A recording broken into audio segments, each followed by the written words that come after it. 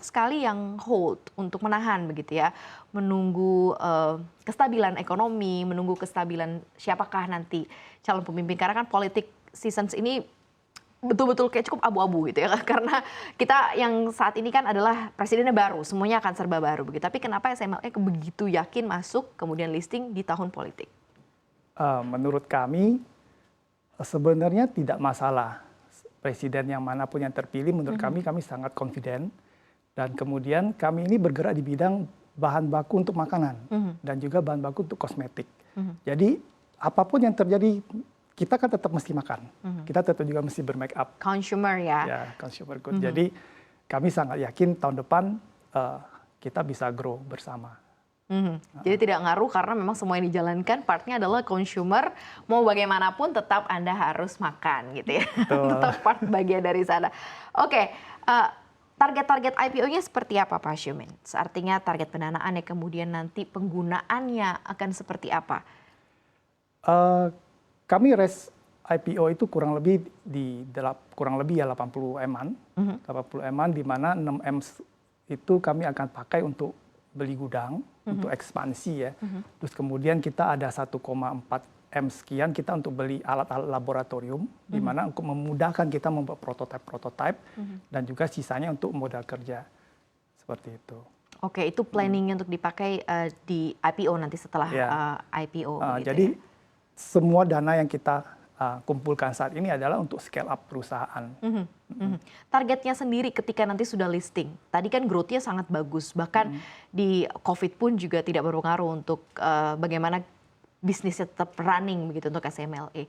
Setelah nanti listing gitu ya, apa harapannya dan seperti apa takaran target ke depan tentunya untuk SMLE ketika kemudian punya share di publik juga nih Pak Syumin?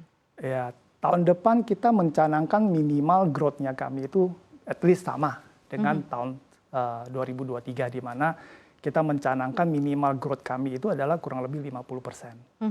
Tapi ekspektasi kita harusnya dengan kita sudah go public, dengan kita sudah lebih banyak dikenal sama masyarakat, kita harusnya bisa lebih besar dari itu. 50% dan harusnya bisa lebih besar dari itu. Kami sangat confident. Ada plan bisnis lain yang lebih panjang atau tidak nih Pak? Apa karena dulu kita akan lihat dulu deh nanti kan seperti apa rapotnya pasca listing gitu ya. Atau memang sudah menargetkan untuk ekspansi kelanjutan? Karena sekarang mungkin baru menjadi support untuk bahan baku kosmetik, support untuk bahan baku food. Mungkin nanti akan ada produk yang memang diluncurkan secara personal oleh SMLE ke depan begitu ya untuk ekspansi bisnis. Seperti apa Pak Syumin? Kami di akhir tahun ini masuk ke bisnis baru, di mana kami juga masuk ke bisnis seperti fragrance ya, di fragrance, terus juga di flavor, ya perfume, di flavor juga. Jadi harapan kami di 2024 nanti bisnis ini akan bertumbuh. Dan juga kami juga mempunyai lebih dari 5.000 ongoing project saat ini dengan para 5.000? Ya, ongoing project dengan customer kami saat ini.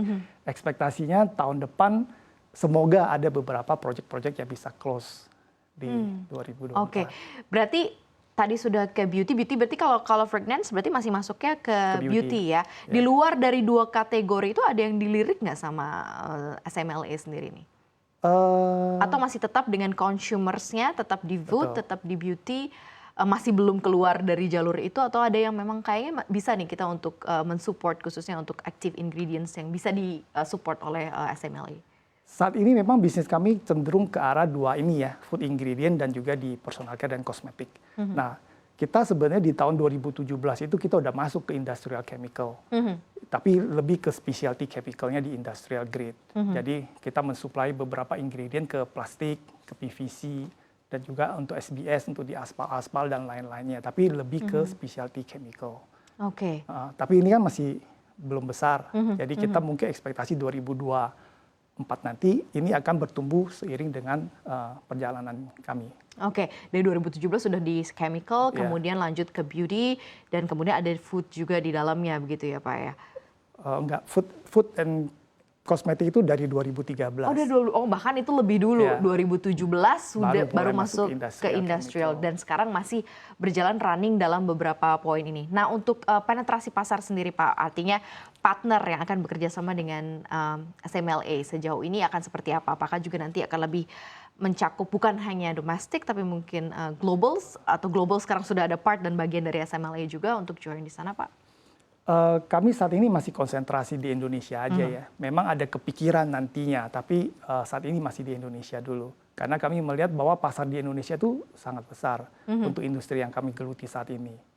Seperti apa sih view dari SMLA melihat industri beauty dan juga food dan mungkin nanti masuk ke chemicals untuk bahan baku plastik dan lain sebagainya ke depan? Karena kan kita tahu kalau sekarang beauty nggak usah ditanyain karena produk skincare menjamur entah di mana-mana begitu ya. Dari yang level grade A sampai grade D sampai grade kesekian gitu ya. Kita bisa cari di level harga pun juga banyak gitu ya. Seperti apa Anda melihat untuk view-nya ke depan industri ini? Industri ini pasti akan selalu tumbuh ya. Seperti di awal saya ada bilang bahwa industri ini CAGR-nya 6%. Ya. Sangat challenging dan juga cukup agresif sih pertumbuhan mereka itu untuk dua divisi ini ya. Oke, dan ke depan juga Anda melihat ini masih akan ada di sana, bahkan CAGR mungkin bisa lebih daripada 6% gitu ya Pak ya? Mungkin. Kita lihat nanti akan seperti apa.